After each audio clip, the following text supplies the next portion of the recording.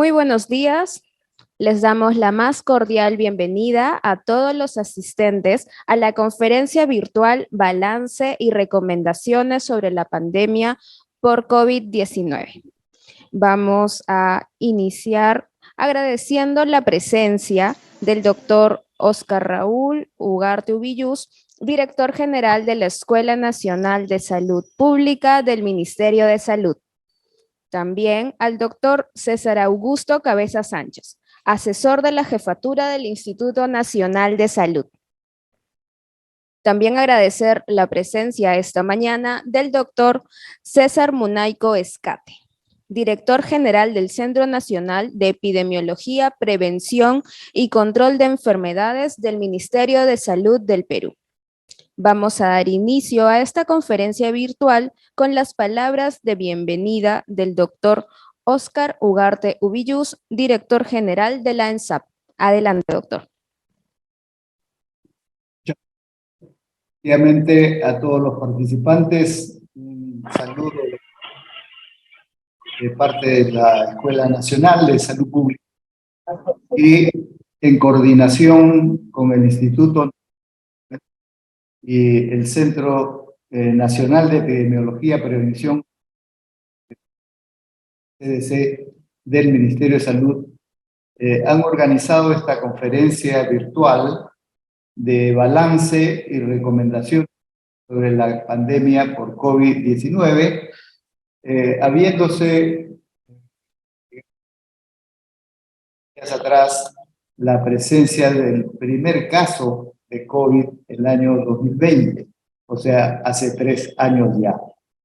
La importancia de esta reunión no solo es a través de nuestros distinguidos ponentes conocer la situación actual y tener una idea de cómo evolucionó la pandemia, sino además, como será en cada una de las presentaciones, aparte de definir el estado actual de la situación, particularmente la región, que es seguramente lo más importante y que a todos nos interesa conocer.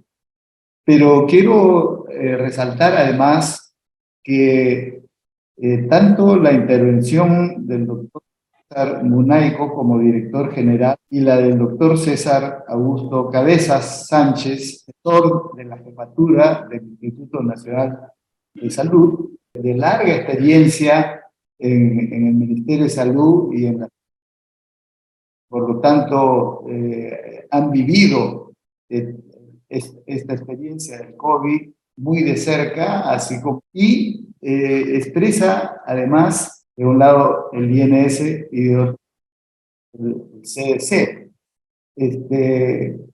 que supieron responder en los momentos más críticos de la pandemia y con toda serenidad ir avanzando, haciendo el análisis y dando las evidencias necesarias para la toma de las decisiones. Por eso, en esta oportunidad, yo quiero rendir no solo a estas dos instituciones importantes, el INC y el CDC, sino además en particular en las personas del doctor César Cabezas, por su trayectoria importante, y del doctor César Munay de la epidemiología. Bueno, con estas palabras y dar inicio a esta presentación, como será señalado a continuación. Muchas gracias. Muchas gracias, doctor Óscar Ugarte. Ahora vamos a continuar con las palabras de bienvenida del doctor César Augusto Cabezas Sánchez. Él es asesor de la jefatura del Instituto Nacional de Salud, INS. Adelante, doctor.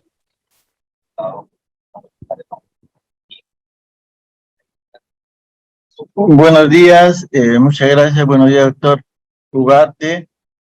En primer lugar, agradecer la invitación y congratular a la ENSAP por organizar este evento que tiene que ver con un balance de lo que se ha hecho durante la pandemia y, como siempre, debemos aprender y qué cosas hemos aprendido y qué cosas debieran orientarnos nuestro accionar en próximos eventos.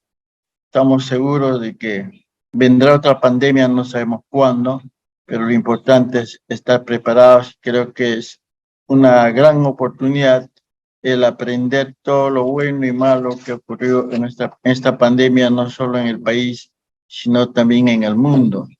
Y con el cambio climático, la aparición de episodios que acá mismo en Perú tenemos con el H5N1, los riesgos se mantienen, de modo que creo que el mensaje en esta sesión y en las que vienen es el cómo prepararnos para que las próximas pandemias o epidemias no sean tan devastadoras como ha sido esta del COVID-19. Solamente esas palabras y en honor al tiempo darle pase a continúe la sesión. Muchas gracias, doctor Ugarte, por la oportunidad y a todos ustedes un saludo. Muchas gracias, doctor César Cabezas. Ahora también les vamos a presentar un video enviado por el doctor Cabezas en torno al COVID. Adelante con el video. Oye, Sofía, ayer se llevaron a mi amiga Berta, que vive a la vuelta en la calle Huamachuco, justo al costado de la panadería. Ayer en la mañanita se llevaron a a mi otra amiga Petronila, la viejita de pelo blanco del costado.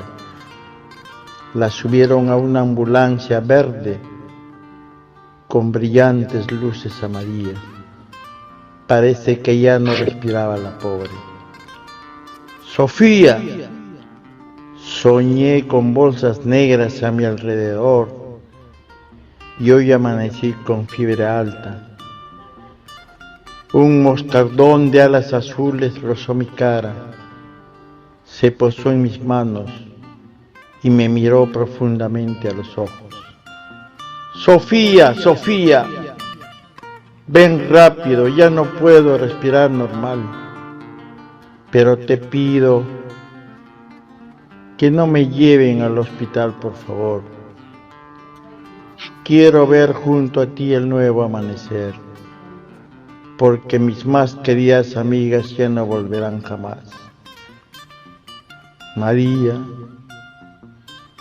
esa agitada y muy mala noche, como nunca antes, cantó el huayno Apo Chiririnca, aún estando al borde de la muerte.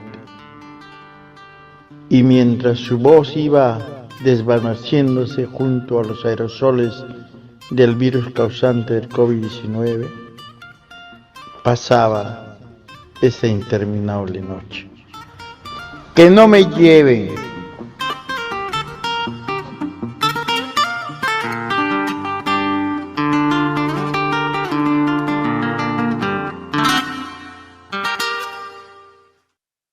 En momentos en que los medios del mundo hablan del síndrome post-COVID, la Escuela Nacional de Salud Pública, en conjunto con el Instituto Nacional de Salud y el Centro Nacional de Epidemiología, Prevención y Control de Enfermedades del Ministerio de Salud del Perú, ha tenido a bien realizar esta conferencia virtual, balance y recomendaciones sobre la pandemia por COVID-19.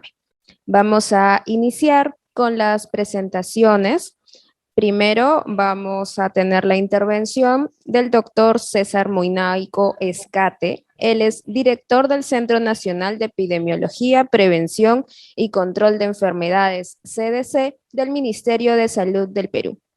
Adelante, doctor.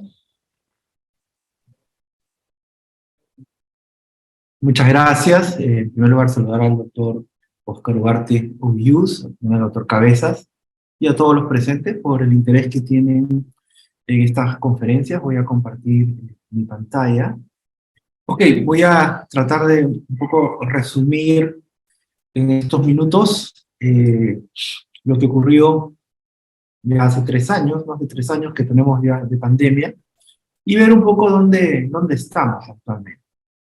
¿Y qué cosa es lo que sigue? Yo creo que eso es importante tener claro para poder continuar avanzando en este tema. Bien, ¿qué ocurrió? Vamos a hacer un breve recuento de algunos hechos importantes que se sucedieron durante la pandemia.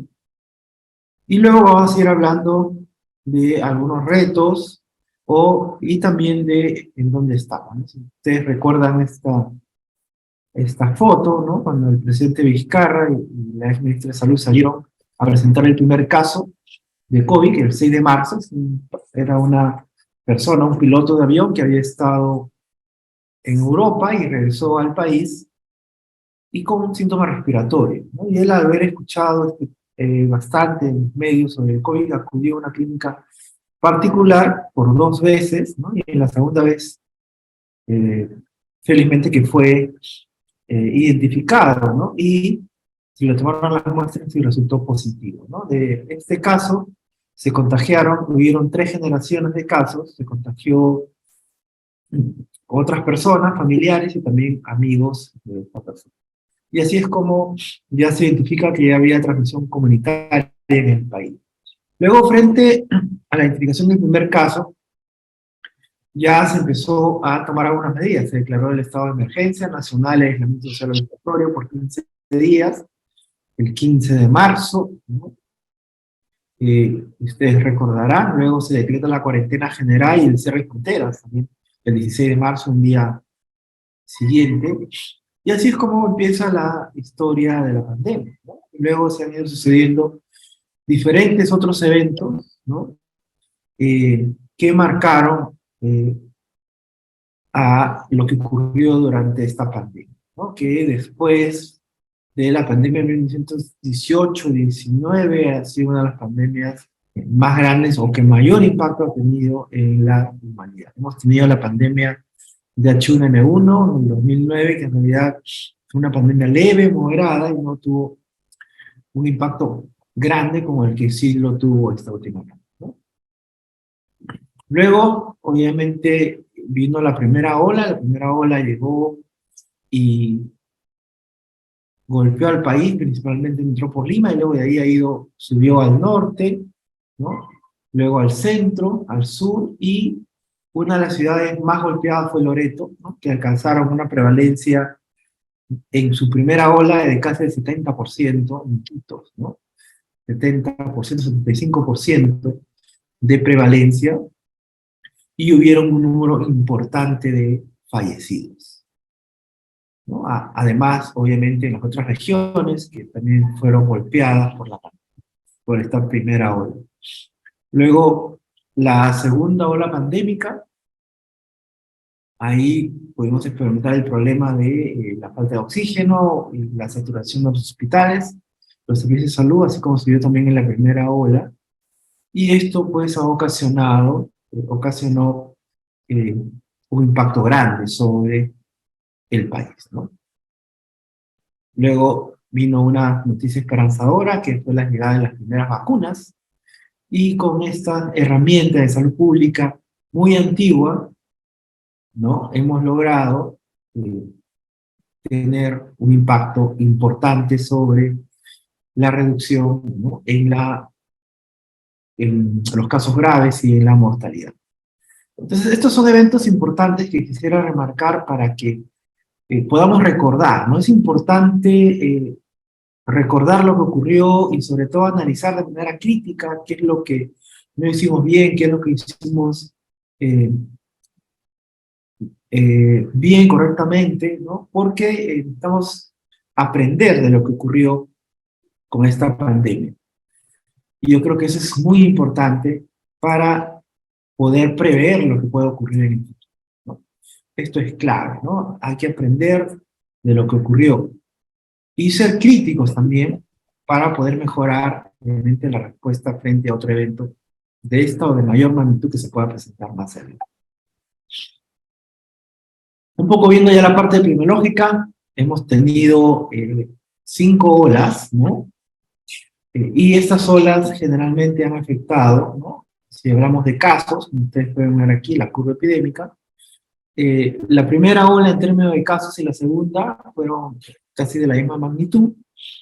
La tercera ola tuvo un mayor número de casos, como ustedes pueden ver aquí. Y la cuarta y la quinta, que en realidad no tuvieron el mismo componente, ¿no? O sea, en términos de magnitud, han sido olas muy pequeñas, ¿no? Que no tuvieron un impacto grande sobre los servicios de salud, sobre la población, a pesar que hubieron también fallecidos, ¿no? Eso es importante tener en cuenta. Cuando uno define qué cosa es una ola pandémica, hay algunas características que la definen bien. Vamos a hablar más adelante.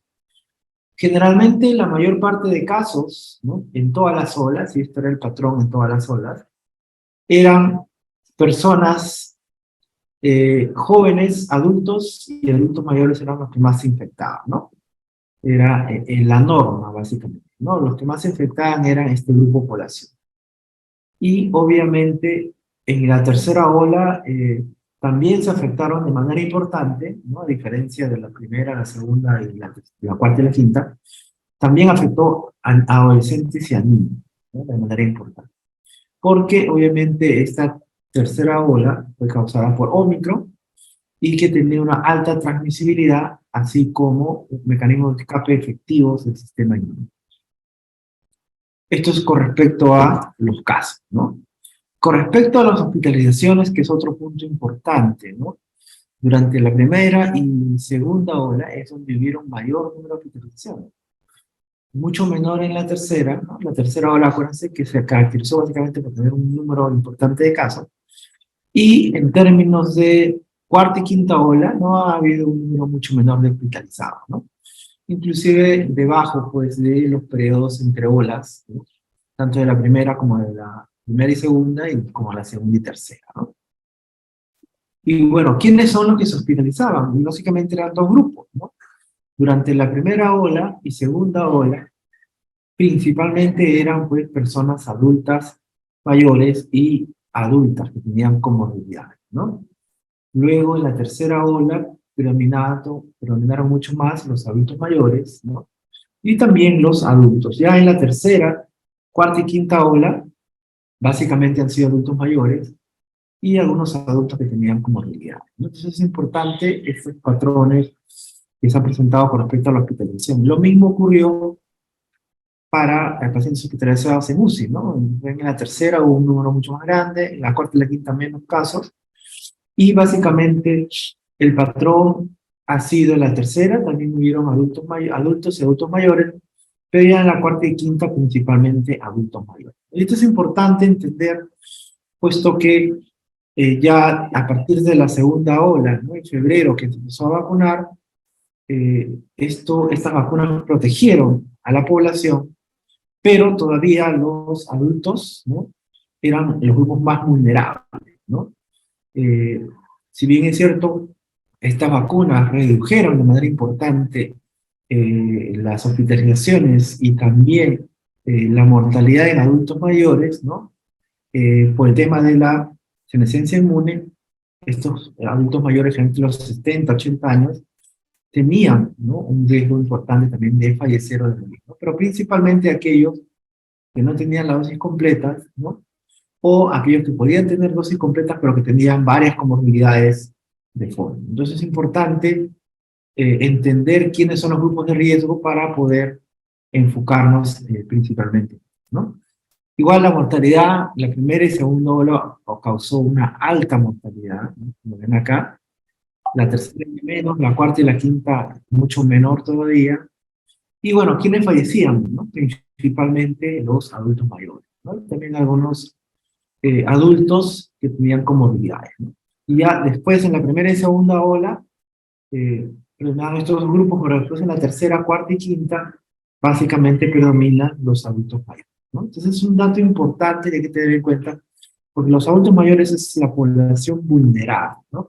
Y tenemos que protegerlos usando, pues, las vacunas, que es importante, ¿no? Las vacunas, cuando uno compara a la persona no vacunada con una con dosis versus aquella persona que tiene dosis completa, pues la diferencia es abismal, ¿no? Casi reduce en 80 puntos, ¿no? Hasta 70 puntos el riesgo de morir o de complicar. Es importante la vacunación en los adultos mayores, ¿no? Este es un poco en cifras totales, hemos tenido más de 4 millones de casos confirmados en nuestro sistema de vigilancia, 219.539 defunciones en lo que va de estas 5 olas, más de 300.000 hospitalizados y 8.000 en general casos en UCI, ¿no? Entonces es importante recordar estas cifras porque esta pandemia ha traído consigo no solamente un impacto sobre la morbilidad y la mortalidad de la población, cambió los patrones, ¿no? El COVID, si uno analiza la mortalidad y la morbilidad, el COVID pasó en primer lugar en todo, ¿no? Bueno, ahora ya estamos regresando a los patrones antes de la pandemia. Entonces es importante aprender de lo que nos ha ocurrido, ¿no? Para poder enfrentar lo que pueda venir más adelante. Bien, ahora un poco quisiera hablar sobre dónde estamos en la pandemia, para poder entender qué cosa es lo que sigue. Yo creo que eso es un punto importante, ¿no? Para poder prepararnos mejor, ¿no? Frente a lo que puede ocurrir más adelante. Primero, para saber dónde estamos, tenemos que entender bien la definición de pandemia, ¿no?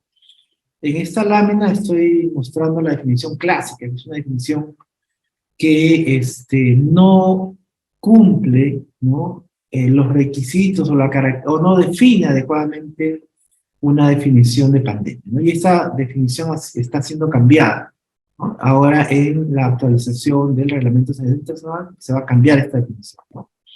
Porque en realidad la definición clásica solamente atribuía a la pandemia, ¿no? Cuando esta epidemia grande ocurre en todo el mundo, ¿no? En una área amplia, cruza fronteras internacionales y genera un gran número de personas afectadas, ¿no? Eso era la definición, pero esa definición se queda corta en términos para poder escribir bien a una pandemia, ¿no? Entonces ya hay una propuesta de poder definir qué cosa es pandemia y qué cosas son olas pandémicas. Y aquí, obviamente, entran otros puntos importantes que no tiene esta definición. Primero, no habla nada sobre la inmunidad de la población, ni la virología o la gravedad de la enfermedad. Tampoco menciona esta definición que les he mostrado, que nada sobre la distribución social y económica, así como el estrés de los servicios de salud, que causa la pandemia, ¿no? Y esto ya lo hemos visto durante COVID, ¿no? Hubo una gran cantidad de personas graves hospitalizadas, la hospitalización general en UCI y muertas, fallecidas, ¿no? Además de disrupción social y económica, ¿no? Esta pandemia tiene un impacto económico sobre todas las economías de los países, así como el impacto en el bolsillo de la población, ¿no? También ha causado disrupción social. Entonces es importante tener en cuenta esta definición. Entonces esta definición de pandemia se está cambiando. ¿Y por qué enfatizo en esta definición? Porque para que nosotros podamos llamar pandemia a una enfermedad que se disemina mundialmente, tiene que tener, ¿no? Por lo menos, causar disrupción social y económica, así como estrés en los servicios de salud, así como generar un alto número de casos graves y fallecidos, ¿no? Eso es lo que define en realidad a una pandemia. Entonces, si ustedes se ponen a analizar lo que hemos vivido, ¿no? Este es un resumen de lo que ha ocurrido, ¿no? Básicamente, la primera, segunda y tercera ola son cumplen realmente con esta definición de ola pandémica, ¿no? Porque causaron disrupción social, económica, causaron una alta mortalidad y un alta estrés de los servicios de salud, ¿no? Pero ya la cuarta y la quinta no cumplen con ese requisito porque en realidad fueron olas de muy poca magnitud, ¿no? Obviamente hubieron fallecidos, pero no de la magnitud de lo que hemos observado antes, ¿no? Entonces, ese es un poquito ya para poder entender dónde estamos, ¿no? O sea, ya hemos pasado la fase aguda de la pandemia y ahora estamos entrando en una fase endémica, ¿no? ¿Y qué cosa es lo que ha ayudado un poco a que estemos en esa transición, ¿no? Primero, pues que se ha generado una inmunidad natural producto de la infección, si ustedes pueden ver acá. Cada ola iba infectando mayor número o mayor porcentaje de la población, ¿no? Probablemente, si nosotros hacemos un estudio de prevalencia ahora, probablemente un 70-80% de la población ya se ha infectado antes, en algún momento de la pandemia, ¿no? Y eso genera inmunidad natural.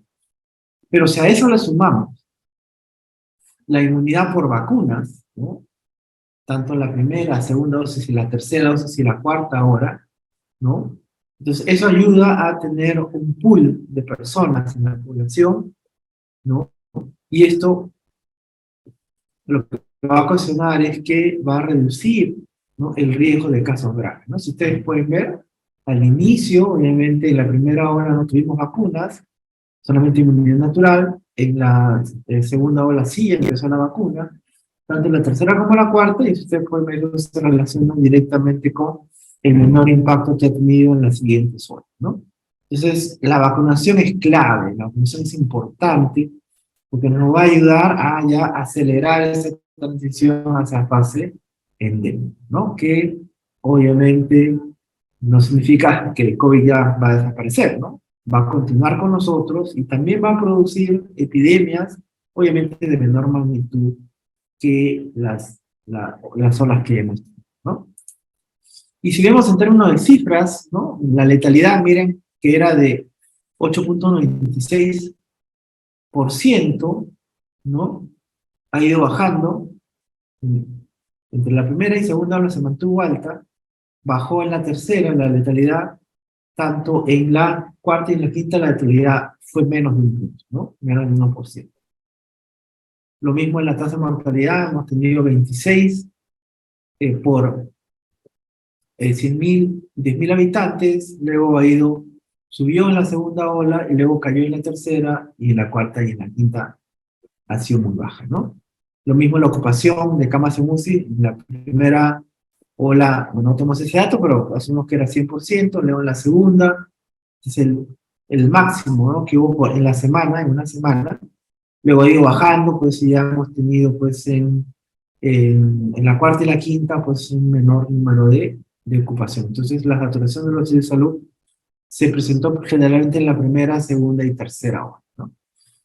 Entonces, eso ya significa, ¿no?, que estamos entrando, ¿no?, transicionando a la fase endémica, epidemiológicamente, obviamente. Todavía la Organización Mundial de la Salud declara al COVID, a la pandemia de COVID, como todavía como una emergencia, ¿no?, de importancia. Esperemos pues que en los próximos meses hay un comité que esté evaluando este tema, que ya pueda dar término, ¿no?, o a la pandemia, o decir que ya estamos en una fase endémica, ¿no? Este es a nivel mundial, miren, ya hemos tenido muy pocos casos, ¿no? Ya en los últimos casos también igual el número de fallecidos ha disminuido, pero sí hubo un brote grande en Asia, ¿no? Como ustedes pueden ver acá, en color fucsia, ¿no? Y eso es lo que ocurrió, ocasionó este pico a nivel del mundo, donde hubo un brote importante, pero que no repercutió en los otros países, ¿no? A nivel mundial, todos los países están en una fase de baja transmisión. Entonces,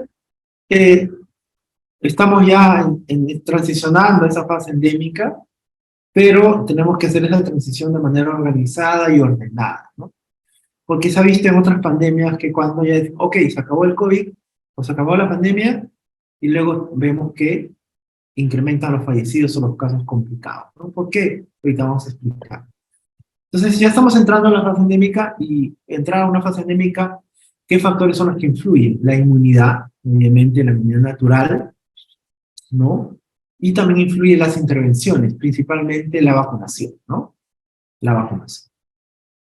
Luego, en la fase endémica, esta enfermedad va a tener un comportamiento estacional, que puede ser movido por las bajas temperaturas, ¿no?, por el invierno, o también puede ser movido, en el caso de COVID, por aparición de un nuevo sublinaje, ¿no?, descendiente.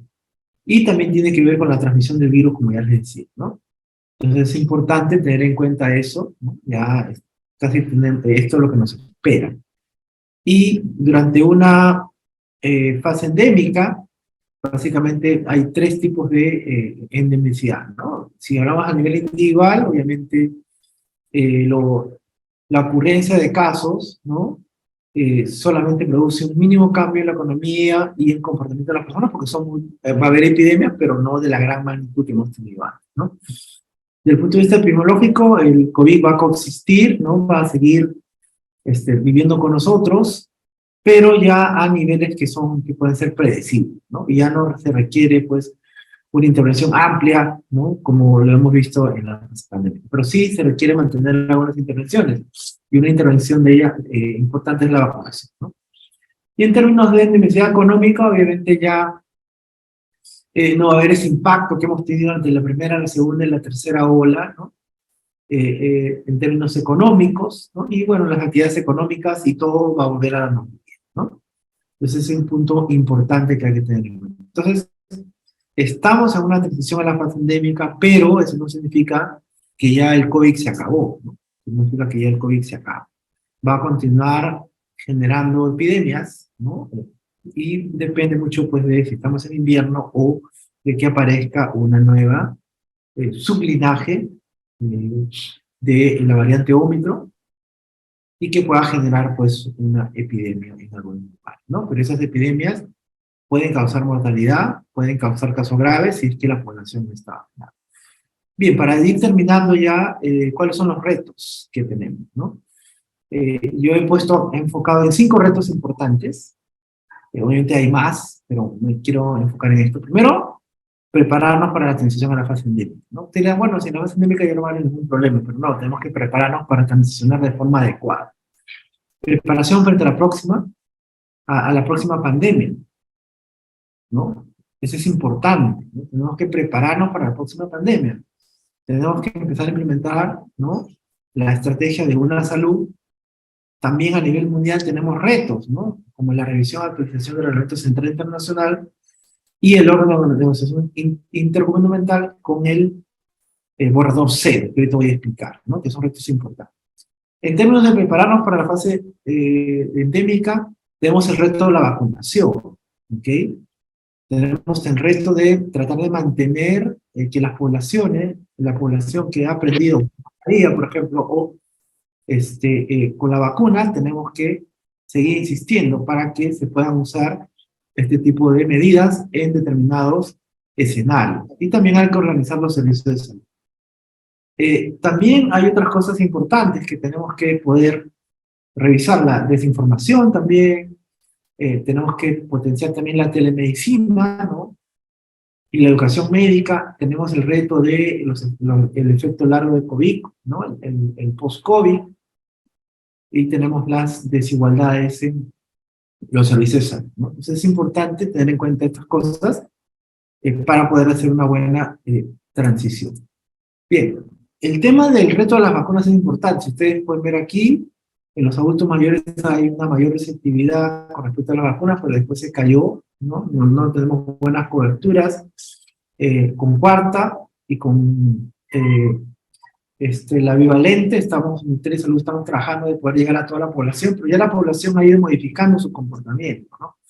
Generalmente hubo mayor percepción de enfermar y morir durante la primera, segunda y tercera ola, pero de ahí la cuarta y la quinta, como ha tenido un menor impacto, ya la población dice, bueno, en los estudios que estamos haciendo en el CS, la persona dice, no, ¿para qué voy a ponerme otra dosis más? Ya tengo 3 dosis, ya no necesito, ¿no? O algunos dicen, no, pero muchas dosis me están poniendo, ¿no? Entonces, son cosas que tenemos que trabajar y poder mejorar, ¿no?, en la aceptación de la vacuna en todos los grupos de edad, ¿no? Como ven, en los grupos de 18 y 24, la aceptación ha sido mucho más baja, en los 12 y 17 mucho más baja, y en los de 5 a 11 también mucho menor, ¿no? Entonces, es un reto que tenemos para poder seguir trabajando, investigando y poder tener otras estrategias para garantizar que la población se vacune, ¿no? Porque ya les dije, en la fase endémica van a haber epidemias y tenemos que proteger a los más vulnerables, ¿no?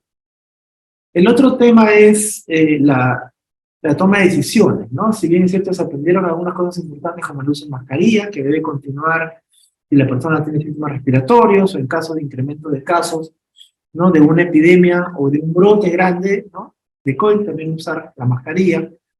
La ventilación, el lavado de manos son cosas que se han ido aprendiendo durante la pandemia, pero tenemos que garantizar que se quede, ¿no? Entonces ahí tenemos que trabajar la parte de cambio de comportamiento, ¿no? El otro tema son la organización de los servicios de salud. El país empezó con 200 camas de UCI, ahora tenemos casi 2.500 camas, ¿no?, que ahora están siendo utilizadas para atender a las personas no COVID, ¿no?, porque ya en COVID tenemos muy pocos casos en UCI. Entonces ahí viene el reto del control de infecciones y de las infecciones asociadas a la atención de salud. Hemos tenido varios brotes, en realidad, numerosos brotes en los servicios de salud, ¿no?, producto de que el control de infecciones no se aplica bien, de forma adecuada, ¿no? Hay que adecuar a los servicios de salud para la atención de los pacientes COVID, ¿no? O sea, estos pacientes en la pandemia habían servicios diferenciados, ahora hay que analizar, ok, ¿necesito un servicio diferenciado o no? ¿No? Entonces, eso tenemos que empezar a trabajar, ¿no? También igual las cirugías, ¿no? Antes si tenías COVID no te operaban, pues ahora obviamente eso ya no puede seguir, ¿no? Entonces es importante ir cambiando, ir adecuando los servicios de salud para la atención de estos pacientes, ¿no? Atención de patologías no COVID es importante, se vieron afectadas producto de la pandemia, pero ahora tenemos que retomar, y el Ministerio de Salud así lo está haciendo, ¿no? Y tenemos que garantizar, pues, servicios de alta calidad, ¿no? Y esos servicios de alta calidad tienen que ser para las personas, tienen que ser equitativos, resilientes sobre todo, ¿no?, que puedan adaptarse rápidamente a el incremento de casos, y tienen que ser eficientes, ¿no? Son cosas que tenemos que empezar a trabajar para poder garantizar, pues, una adecuada transición y sobre todo una adecuada preparación, ¿no? Tenemos algunos desafíos grandes, ¿no?, también como país en términos de el control de infecciones, el exceso de mortalidad y morbilidad, la cobertura de vacunas, las variantes de preocupación, ¿no? Entre otros factores que tenemos que ir abordando, no solamente para esta transición, sino también para lo que pueda venir más adelante, ¿no? Básicamente, tenemos el problema del bienestar económico, la pandemia ha impactado los bolsillos de la población, tenemos que mejorar ¿no? la salud en todas las políticas y trabajos que tenemos que implementar, y la equidad es importante. La preparación para la siguiente pandemia es clave, ¿no? Es importante, ya lo dijo Bill Gates, ¿no?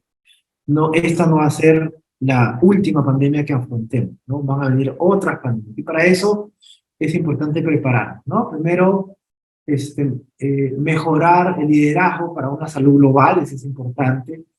Hay que fortalecer a la Organización Mundial de la Salud, y ahí están haciendo algunos avances importantes en mejoramiento, actualización del Reglamento Sanitario Internacional, invertir en la preparación, y esa inversión tiene que ser ahora, no puede ser para después. El Ministerio de Salud ya está trabajando a través del CDC el plan de preparación para la siguiente pandemia. Pero esto es un plan solamente del Ministerio, pero este plan tiene que extenderse a todos los sectores, ¿no? Ya que las pandemias no solamente afectan a la población en su salud, sino afectan la economía, la parte social, el turismo, el comercio, etc., ¿no? Entonces hay que invertir en preparación, tenemos que tener planes que tengan financiamiento, si no va a ocurrir lo mismo que ocurrió con la pandemia, ¿no? Establecer un nuevo sistema de vigilancia global, establecer mecanismos de prenegociación, ¿no? Para herramientas y suministro, ¿no? En este término, vacuna, mascarilla, lo que significa para la siguiente pandemia. Nuevo financiamiento internacional, global, ¿no? Para garantizar los bienes públicos, la efectividad de la coordinación nacional es importante, tenemos que trabajar de manera coordinada. En ese sentido, el Ministerio de Salud ya ha avanzado, ¿no? Estamos trabajando, se ha reactivado el comité del RCI, donde trabajamos con el resto con los otros sectores. Yo creo que eso es importante, ¿no? Entonces, la preparación es importante, es clave, y tenemos que tener planes de preparación financiados que nos permitan cerrar las brechas que se puedan generar para la siguiente pandemia, ¿no? Hay algunas cosas importantes que quisiera enfatizar. La preparación es clave, como decía. Tenemos que tener una memoria institucional, y eso es crucial, ¿no? Tenemos que aprender de lo que nos ha pasado para que ya no nos vuelva a ocurrir. Tiene que haber un marco legal robusto y flexible que permita rápidamente afrontar los retos de una pandemia, ¿no? Porque si no tenemos un marco legal ya preparado, en la siguiente pandemia vamos a tener muchos problemas, porque vamos a tener que crear la parte legal, y ya saben que eso se demora bastante, ¿no? El sistema de salud pública debe estar bien dotado de recursos importantes, ¿no? Tenemos brechas de recursos humanos, tenemos brechas de infraestructura, eso tiene que irse cerrando para poder afrontar la siguiente pandemia, ¿no? También el sistema de salud necesita recibir apoyo durante la pandemia. Eso es clave, ¿no? Durante la pandemia requerimos más recursos, más contratación personal, etcétera, etcétera, ¿no? Y el otro punto importante es el uso de la tecnología. Tiene que interoperar los diferentes sistemas, ¿no? Cuando se quiso, por ejemplo, entregar los bonos, no se tenía mapeado, identificado a las personas que debían de recibir. Entonces es importante usar la tecnología para eso. Hay que abordar determinantes sociales y desigualdades, porque en realidad esta pandemia afectó a los más pobres, a las personas más vulnerables, ¿no? Entonces tenemos que tener servicios sociales durante las pandemias que garanticen que la población más pobre pueda afrontar mejor la pandemia, ¿no? El otro tema es una salud, ¿no? Sabemos que todas las pandemias básicamente aparecen a través de enfermedades zoonóticas. Casi todas las pandemias que hemos tenido han sido zoonóticas. Entonces tenemos que coordinar mejor, ¿no? Y tiene que ser esto un enfoque colaborativo, multisectorial, transdisciplinario, que incluya pues todos los niveles. Y coordinar, ¿no? No solamente la parte de las personas, sino también la parte animal y la parte ambiental, ¿no? Entonces eso es clave, ¿no? Porque ya sabemos pues que las pandemias son zoonosis, entonces tenemos que tener en cuenta este enfoque de una salud, ¿no? Otro reto importante, y esto es a nivel mundial, es la revisión y actualización del Reglamento Sanitario Internacional. Si bien es cierto, este documento que salió en 2005, que se implementó en 2007, ha permitido mejorar los procesos en términos de viajes internacionales, etcétera, pero necesita mejorarse, ¿no? Necesita mejorarse, y hay algunas propuestas ya de manera importante que piden mejor financiamiento, más adherencia de los países, transparencia sobre todo, coordinación, construcción de capacidades, ¿no? Las emergencias internacionales, las declaraciones de emergencia internacional tienen que ser más rápidas. Entonces es importante en ese marco, ya se está trabajando, en nuestro país está participando, y el CDC en ese sentido, en aportar para que se mejore este reglamento sanitario internacional y que pueda ser un instrumento que permita mejorar la respuesta frente a la siguiente pandemia, ¿no? Otro punto importante en ese sentido es la autoevaluación, ¿no? La autoevaluación de las competencias, de las capacidades básicas para cumplir con el reglamento sanitario internacional, ¿no? Que podemos ver acá una serie de cosas, ¿no? En este caso, nuestro país, por ejemplo, ya terminó de hacer su autoevaluación anual, que es el SPAR, ¿no? Después hay otras cosas que nos faltan. Después de la revisión tenemos que hacer nuestro plan para cerrar esas brechas. Hay que hacer ejercicios de simulación, es importante. Y también podemos pedir una evaluación externa de un comité externo, ¿no? Entonces estamos nosotros ahorita en esta segunda etapa, y la idea es cumplir con todas estas etapas de la autoevaluación, ¿no? Nuestro país lamentablemente no nos ha ido bien en la autoevaluación, en esta última evaluación 2022. No, a partir de 2012 el país está haciendo estas autoevaluaciones anuales, pero el problema es que tenemos que cerrar las brechas, ¿no? O sea, no podemos autoevaluarnos y decir, ok, estoy mal, pero si no hago nada para cerrar las brechas, eso no es lo correcto, ¿no? Entonces, en 2022 el Perú tuvo un 45% de promedio en las 15 capacidades básicas, pero hay capacidades básicas donde estamos en realidad bien bajos, ¿no? Uno de los instrumentos políticos y jurídicos, y en enfermedades sonoras. Y hay otras en las cuales estamos muy bien, como vigilancia, por ejemplo, gestión de emergencias sanitarias, estamos más o menos, y emergencias por radiación. Pero tenemos que mejorar, ¿no?, nuestras capacidades básicas, porque es la única forma de que nuestro país pueda responder mejor frente a los problemas que generan las pandemias, ¿no? Y ya para terminar, también otro proceso mundial que se está trabajando es el órgano de negociación intergubernamental, ¿no? Hemos sabido todos los problemas que han habido con la pandemia. Por ejemplo, China no quiso dar información, algunos países cuando inició la pandemia acapararon vacunas, mascarillas, entonces eso no puede ocurrir, ¿no? Tenemos que trabajar como planeta de manera organizada, ¿no? Entonces se está proponiendo, ¿no?, un convenio que tienen que firmar los países para mejorar, ¿no?, la prevención, preparación y respuesta frente a pandemia, ¿no? Es otro reto importante. Nosotros como CDC y como país estamos participando, ¿no?, con el Ministerio de Salud en esta negociación, preparando este convenio. Hay un borrador, le llaman el draft 0 o borrador 0, que se está ajustando, ¿no?, y esperemos pues que se logre firmar. Ha habido varias reuniones, empezó el 24 de febrero de 2022, y hemos tenido varias reuniones para poder ir revisando este draft, este borrador, y poder pues tener un convenio que ayude a mejorar la respuesta, la preparación frente a la siguiente pandemia. Bien, muchas gracias. Eso es lo que les quería comentar en esta reunión. Muchas gracias.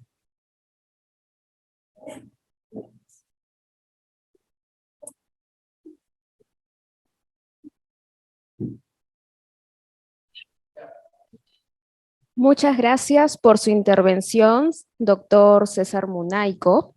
Ahora vamos a tener la presentación a cargo del INS con el doctor César Augusto Cabeza Sánchez, asesor de la jefatura del Instituto Nacional de Salud.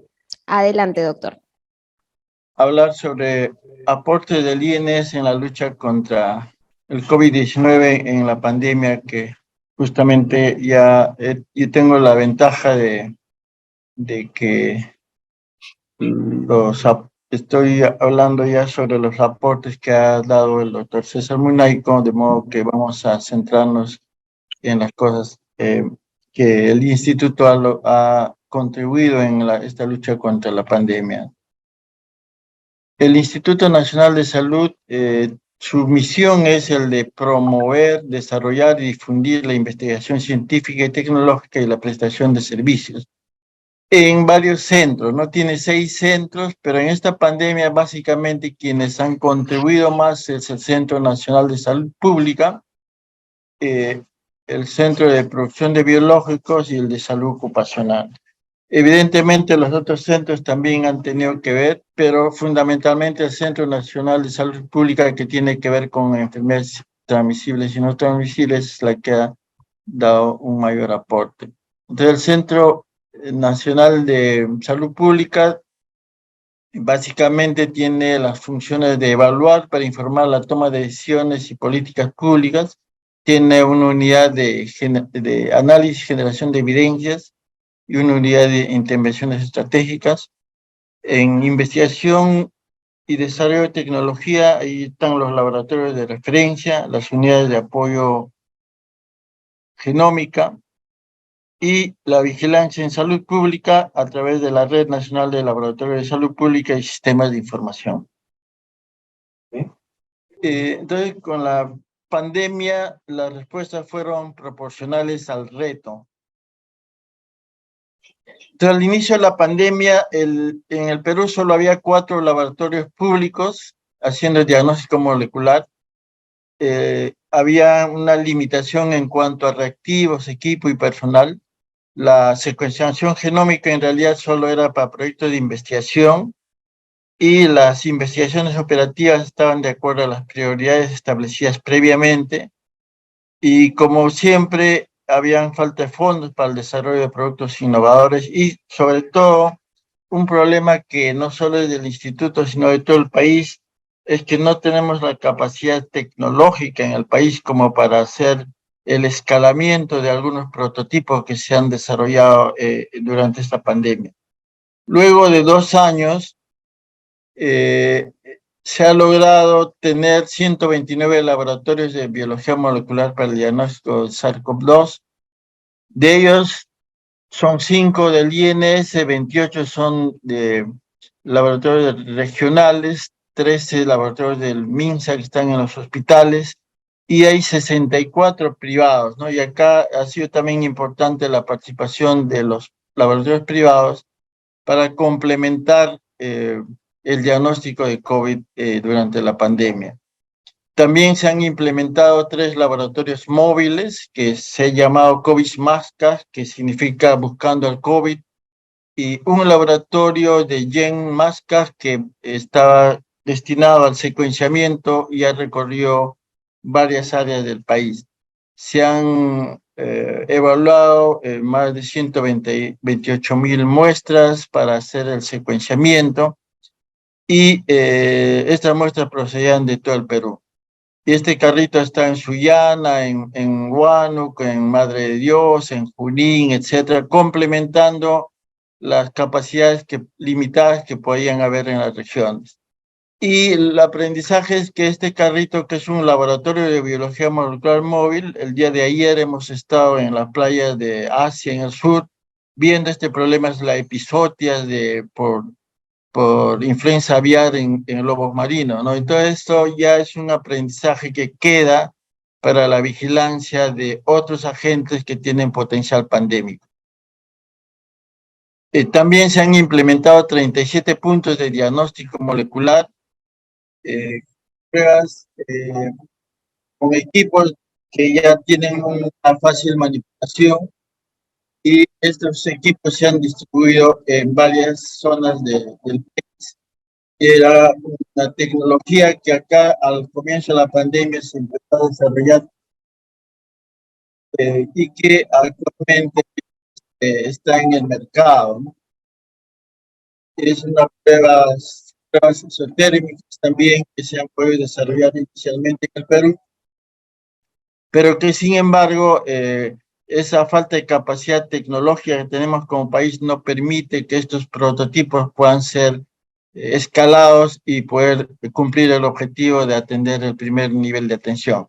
El INS es uno de los pocos laboratorios que en el Perú y también en Sudamérica que tiene un laboratorio de bioseguridad 3, donde se pueden manipular agentes altamente infecciosos, como en este caso el SARS-CoV-2, y este laboratorio nos ha permitido hacer el aislamiento del virus a partir de muestras que eran PCR positivos.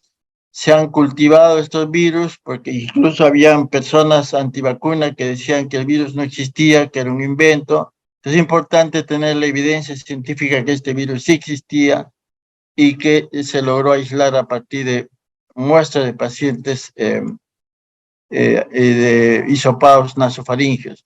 ¿Y para qué sirve este aislamiento? Es un material genético, es un material biológico altamente valioso que permitió también hacer la genotipificación, la elaboración de paneles para hacer pruebas antigénicas, para hacer pruebas inmunológicas como la ELISA, las pruebas de neutralización y también para evaluar medicamentos, ¿no? Entonces tiene múltiples aplicaciones el poder contar con la cepa aislada como ha ocurrido en esta pandemia. Se ha descentralizado el secuenciamiento genómico del virus a 3 macroregiones del país, uno en el sur, en Cusco, en Piura y Junín, y es importante pues que estas tecnologías estén en las regiones donde están ocurriendo los problemas y no todo esté concentrado en Lima, ¿no? También se ha desarrollado un kit GLAM, que es una técnica isotérmica que permite un diagnóstico con menos sofisticación. Sin embargo, como hemos mencionado hace un rato, el problema es que en el país no tenemos tecnología para hacer el escalamiento de estos prototipos que se desarrollan y nos limitamos a una producción pequeña con laboratorios in-house. Y entonces acá es importante mejorar la legislación y la normatividad para haber un asocio con empresas productoras que puedan escalar estos prototipos. El instituto ha jugado un rol importante en la identificación del linaje B16 del monkey virus que prevalecía en el Perú y es el que ingresó, y se ha hecho el seguimiento de todas estas variantes y linajes a través de la pandemia, y como ustedes a través de toda la pandemia se ha ido describiendo la presencia de esta variante lambda, gamma, alfa, delta y últimamente el Omicron, que es el predominante, y dentro de ellos el XBB, ¿no? Que es el linaje predominante actualmente, y justamente el conocer estas variantes nos permite tener vacunas que puedan neutralizar estas variantes, ¿no? Y actualmente tenemos disponible una vacuna bivalente que cubre la cepa original y también la variante de Omicron que tenemos actualmente circulando en el mundo. Y probablemente esta va a ser la tendencia en el futuro, ¿no? Cuando este virus se haga endémico, como ocurrió con el H1N1, probablemente la vacunación va a ser anual y va a depender de las variantes que están circulando en ese momento.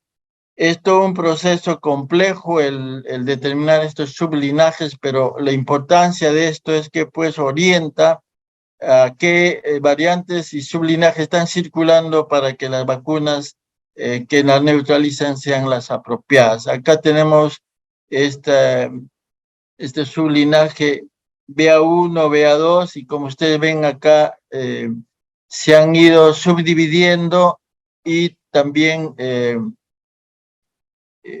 uniéndose otra vez en otro momento a través del tiempo. Entonces, la única forma de saber esta evolución de los linajes es teniendo esa capacidad de secuenciamiento que se tiene en el INS y que también se ha descentralizado a 3 macroregiones.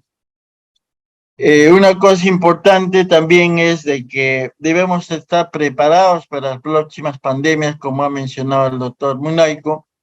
Y ya en la primera ola nosotros teníamos la necesidad de pensar ya en esas posibilidades. Entonces empezó con un proyecto de inversión, con una propuesta de proyecto de inversión para el mejoramiento y ampliación de los servicios brindados por el Sistema Nacional de Vigilancia en Salud Pública en 25 departamentos, ¿no? 25 regiones. Y eso ya casi al finalizar la tercera, cuarta ola, esto ya fue aprobado, actualmente está en ejecución este proyecto, e involucra pues el fortalecimiento de estas 25 regiones, además 3 macroregiones como es en el norte, en Lambayeque, en el oriente, en San Martín, en el sur, Arequipa, y el fortalecimiento del Centro de Epidemiología y Prevención y Control, el CDC, que va a tener una edificación con más de 2.000 metros cuadrados, y un centro de bioinformática y tecnologías diagnósticas en el Centro Nacional de Salud Pública del INS, que está en Chorrillos. Y esto ha sido producto pues, de que la motivación que se tuvo desde la primera ola para proponer este proyecto que actualmente está aprobado y es un cofinanciado por el Banco Mundial y el Estado peruano. También a través de la pandemia se han desarrollado investigaciones que han permitido su difusión a través de las publicaciones, como las que vemos acá, la evaluación de la vacuna, también cuando en su momento había mucho cuestionamiento por personas antivacuna, y estas evidencias han permitido pues, mejorar la credibilidad de la gente en las vacunas como una medida de prevención. Entonces, estas investigaciones se han desarrollado durante la pandemia y ha permitido tomar decisiones en razón a estos resultados. Bueno, esto se ha mencionado que hay 5 pilares de la lucha exitosa contra las enfermedades infecciosas emergentes, y un primer pilar es la prevención. Y eso implica el detener un brote antes de que ocurra. Entonces acá, por ejemplo, tenemos esta epizodia que actualmente está ocurriendo en aves y en mamíferos como los lobos. En ese momento hay que estar ya teniendo el conocimiento de qué está pasando para poder estar preparados, y eso es lo que de repente no ocurrió cuando empezó el problema en Wuhan, en animales, pasó a humanos. No tuvimos, por ejemplo, estudios de patología en los humanos porque se tenía mucho temor de hacer necropsias, y recién cuando en Italia empezaron a hacer necropsias, conocimos cuál era la patología y la fisiopatología de esta infección, pero ya habían pasado mucho tiempo y habían habido muchos muertos, ¿no? Entonces es importante en este primer nivel de pilar de prevención detener el brote, pero también el tener ese conocimiento para poderlo detener. Lo otro es contener cuando ya el brote se está dando, eliminar la transmisión de las enfermedades y evitar que los enfermos, que los infectados transmitan a los susceptibles. Un tercer pilar sobre los servicios de salud es salvar la vida de las personas, y como ya se ha mencionado, es fortalecer la capacidad de respuesta con oxígeno, camas UCI, y garantizar la continuidad de los servicios también para no dejar de atender otras enfermedades, ¿no? Incluyendo la salud mental. Un cuarto pilar es la equidad, ¿no? Y este es un problema serio y un valor que se ha perdido en realidad en la humanidad, ¿no? Por ejemplo, cuando salieron las pruebas moleculares, la disponibilidad de ellas en el hemisferio sur eran muy limitadas. Varios aviones se pararon para evitar que esas llegaran, por ejemplo, a nuestro país. Tuvimos serios problemas en la primera ola para tener acceso a diagnóstico.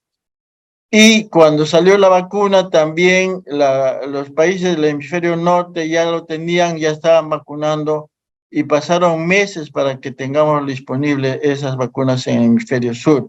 Entonces es importante destacar la equidad en el mundo y también en cada país, ¿no?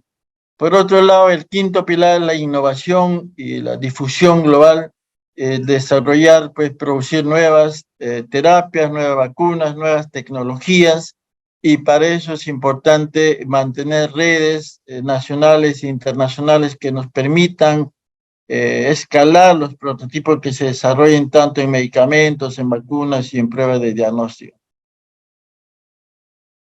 Y el marco ético de prosociabilidad es importante la necesidad que se tiene, que debe haber en la sociedad en su conjunta, ¿no? Ver de manera integral en lugar de limitar intereses individuales. Y lamentablemente desde la primera ola hemos tenido contradicciones entre todos o grupos de interés que no han permitido pues un enfrentamiento armónico, digamos, frente a un enemigo común como era el SARS-CoV-2.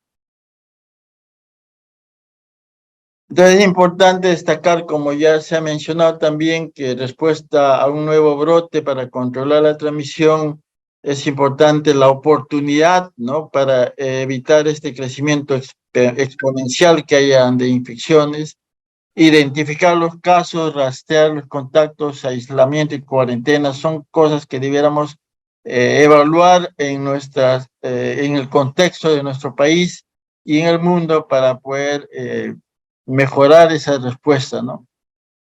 Por otro lado, es importante las medidas individuales y medidas políticas y que haya una información confiable, acceso a los sitios de la prueba, adecuar un marco económico.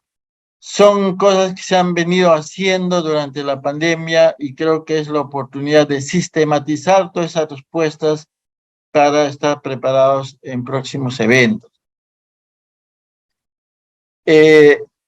La OMS, como conocemos, es el Centro de Cooperación Mundial y también ha habido algunos problemas en cuanto a la implementación en diferentes etapas, ¿no? Por ejemplo, en cuanto a la transmisión de persona a persona, hubo 2 semanas después de la notificación inicial por China, se dijo que había la posibilidad de transmisión el 14 de enero y el 22 de enero se declara recién oficial la transmisión de persona a persona.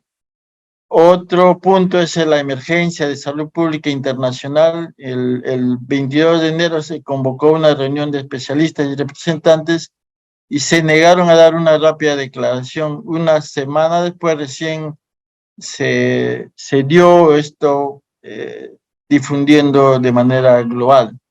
Por otro lado, el enfoque precautorio para viajes, se creía que el COVID no eran eficaces las medidas restrictivas, lo cual se vio que sí era cuando empezaron a aparecer casos en Estados Unidos y en Europa.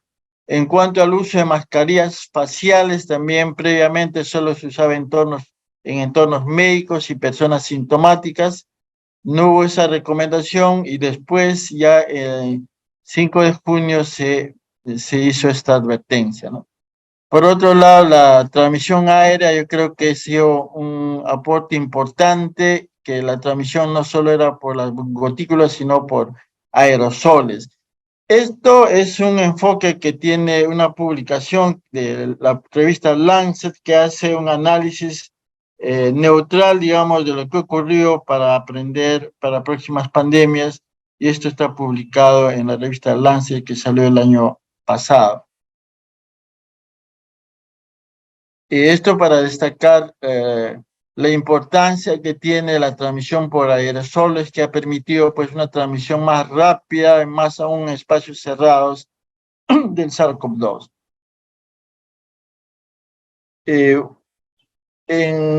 El INS está ligado bastante a la investigación y es importante destacar que debe haber pues una gobernanza en la investigación, ¿no? Con el objetivo de reducir la investigación de baja calidad que a veces puede desinformar. Y acá hemos tenido problemas desde la primera ola, ¿no? Donde, por ejemplo, se usó la cloroquina. Claro, al momento había un desconcierto, no se sabía qué medicamentos se podría usar, se fueron probando y se demostró incluso la eficacia de la cloroquina que había sido publicada justamente en la revista Lancet, posteriormente fue desestimada, ¿no? Entonces es importante garantizar la calidad de la investigación, reducir los riesgos de sesgo de las publicaciones registrar los ensayos en bases de datos públicos para que tenga la evaluación de la comunidad científica internacional, y se necesitan pues evaluaciones independientes de los datos de los ensayos. Y eso es importante señalarlo ya no solo en pandemia, sino también fuera de las pandemias, ¿no? Por otro lado, es importante la supervisión del financiamiento. En este caso hubo un apoyo mayor a empresas farmacéuticas multinacionales y una escasez de apoyo a empresas farmacéuticas con sede en países de bajo o mediano ingreso. Y eso pues ha permitido que haya un desequilibrio en la investigación, desigualdades en la producción de vacunas, como vamos a ver la necesidad que tienen los países del hemisferio sur de tener una respuesta adecuada. Si algunas recomendaciones de la pandemia que ha dado este grupo, tiene la publicación en Lancet, es que deben haber estrategias globales y nacionales para acabar con esta pandemia. Como ya se ha mencionado, importante la inmunización masiva, la disponibilidad y asequibilidad de las pruebas, el tratamiento de las infecciones y las coinfecciones que pueden haber, la rehabilitación y apoyo social y medidas sociales en salud pública que también ya se han implementado y que estas deben continuar en la medida que sean necesarias. Y aspectos que quedan pendientes y que debieran intensificarse, ¿no? El debate científico sobre el origen del SARS, porque si eso no lo tenemos claro, corremos el riesgo de cometer los mismos errores después, ¿no? Y cuáles son las repercusiones a largo plazo que pueda tener el no conocer esto, ¿no? Porque es importante que haya confianza del público en la ciencia y protegernos de futuras enfermedades emergentes, ¿no? Y por eso es importante el debate científico sobre el origen de esta pandemia. Entonces, esto también debiera ser un consenso de que se debe mantener a la OMS como una institución líder para la respuesta a enfermedades infecciosas, y eso sí es su rol en realidad desde su fundación, y la OMS debe permanecer en el centro de la cooperación multilateral. Sin embargo, la OMS necesita un fortalecimiento, ¿no? Y debe incluir una nueva autoridad regulatoria, más respaldo político en los países, y también debe ser complementado con una financiación internacional.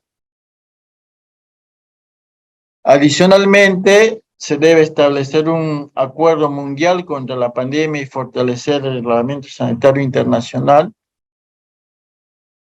Debe haber una reforma en las gobernanzas de la OMS, es lo que se propone, y un reglamento para la prevención de pandemias, de derrames naturales y actividades relacionadas con la investigación.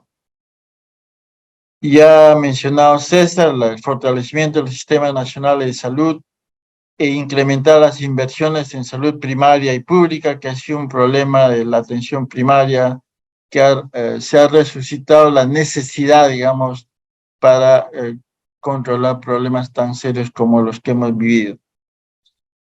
También es necesario tener planes nacionales de preparación para una pandemia y que estos sean viables, estén financiados y tengan pues, los recursos necesarios aprendiendo de esta pandemia. Lo otro es que debe haber un fondo mundial para la salud y hay una necesidad de crear este fondo de salud global que sea integrado y flexible, que esté orientado pues, a la producción de productos básicos, preparación y respuesta ante pandemias y ampliación del sistema de salud primario. El objetivo es el apoyo económico no solo para la preparación en la pandemia, sino también para los sistemas de salud y el control de enfermedades en general. Y finalmente debemos destacar la importancia de rescatar la agenda al 2030, ¿no? De los objetivos de desarrollo sostenible, y en realidad de los 17 objetivos que tiene esta agenda, todos al final van orientados al objetivo 3, que es no solo la salud, sino el bienestar de la humanidad, ¿no? Entonces es importante rescatar esta agenda e implementarla, y creo que es una de las pocas cosas en las que todos los países del mundo se han puesto de acuerdo y podemos trabajar de manera conjunta. En esta pandemia, la investigación rápidamente ha permitido el desarrollo de vacunas, y sobre todo esta vacuna de RNA que por primera vez se utiliza y ha jugado un rol importante, ¿no? Además de las otras vacunas de inactivadas y de su unidad proteica, y esto es un aporte importante. Sin embargo, debemos decir que mientras ya se estaba vacunando en el hemisferio norte, hubo un retraso en la disponibilidad de estas vacunas en el hemisferio sur, no solo en nuestro país, sino todo el hemisferio sur. Y durante esos meses que empezaron en el norte, donde se acumuló las vacunas, cuando llegaron al sur, ya habían fallecidos que pudieron haberse evitado con la vacunación. Entonces es importante, con este gráfico podemos ver la oportunidad, ¿no? Porque si estamos en el lugar y en el momento oportuno podemos evitar y salvar muchas vidas, porque si llegamos después, por más que sea sofisticado nuestro apoyo, ya llegamos tarde, ¿no? Y eso nos ha ocurrido en esta pandemia, y por eso que se está discutiendo en una comisión multisectorial la opción de que el país pueda contar con una planta de vacuna, y esta es la ruta estratégica que incluye el diagnóstico, una plataforma tecnológica, un tipo de proyecto de inversión, la modalidad de financiamiento, la ejecución, sostenibilidad y la normatividad. Todos estos aspectos se están evaluando para hacer una propuesta a los decisores que finalmente se pueda contar con una planta. Y lo esencial para esta planta es la oportunidad, como digo, que debemos tener en el momento que se requiere para salvar vidas. Y probablemente cuando uno dice, ¿para qué hacer una planta si las vacunas están disponibles y son de calidad y de bajo costo que puedan venir, o los costos variables? Sin embargo, es importante considerar no solo la rentabilidad económica, sino la rentabilidad social, porque la vida no tiene un costo monetario, ¿no? Entonces es importante con este enfoque poder proponer la disponibilidad de una planta que pueda ser una planta que pueda cubrir las necesidades de enfermedades endémicas que tenemos actualmente, pero estar preparadas con las plataformas para enfrentar una pandemia cuando ésta se presente. Y bueno, con esta gráfica del que se ha vencido el COVID, pero parcialmente, ya pasó prácticamente a ser endémico, aprender del COVID que a diferencia de nosotros los humanos, el COVID lo que busca es darle viabilidad y sostenibilidad y sobrevida a su especie, y eso lo han logrado.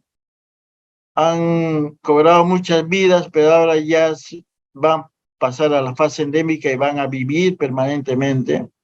Y ese ha sido el objetivo de este virus. Y mientras los humanos hemos estado pues desencontrados en la lucha contra este enemigo común. Entonces, en relación a la planta, podemos decir, y en general, para una respuesta frente a pandemias, es necesaria una respuesta adecuada y oportuna en pandemias y epidemias, y que esta no sea una utopía, ¿no? Sino un acto de solidaridad con el país y con la humanidad. En el caso de las vacunas, el Perú contribuyó a la erradicación de la viruela, produciendo vacunas liofilizadas. ¿Y por qué no podemos hacerlo para próximas pandemias? Muchas gracias. Agradecemos las palabras del doctor César Augusto Cabeza Sánchez. Ahora, recordemos que esta conferencia virtual se ha realizado en el marco del aniversario del primer caso detectado de COVID. Hemos tenido una gran acogida, tenemos más de 800 personas conectadas a la reunión virtual. Pedimos las disculpas del caso, pues no vamos a poder continuar con las preguntas y respuestas que tenemos acostumbrados a realizar en este tipo de conferencias. Vamos a gestionar para tener otra vez la participación de ambos doctores especialistas en el tema para poder absolver todas las preguntas que nos han formulado. Para finalizar esta conferencia virtual, vamos a tener las palabras de despedida del doctor Óscar Ugarte, director general de la ENSAP. Adelante, doctor. Vamos a tener una nueva reunión donde responderán las preguntas que han sido planteadas en esta oportunidad y por lo tanto reiteramos nuestro agradecimiento del Instituto Nacional de Salud y agradecemos antes en esta conferencia. Muchas gracias a todos. Muchas gracias por sus palabras de despedida, doctor Ugarte. Nuevamente agradecemos a todos los asistentes. No duden que desde la Escuela Nacional de Salud Pública vamos a seguir difundiendo la información para que puedan ser parte de la próxima ponencia sobre este tema. Agradecemos su asistencia y participación. Que tengan un buen día.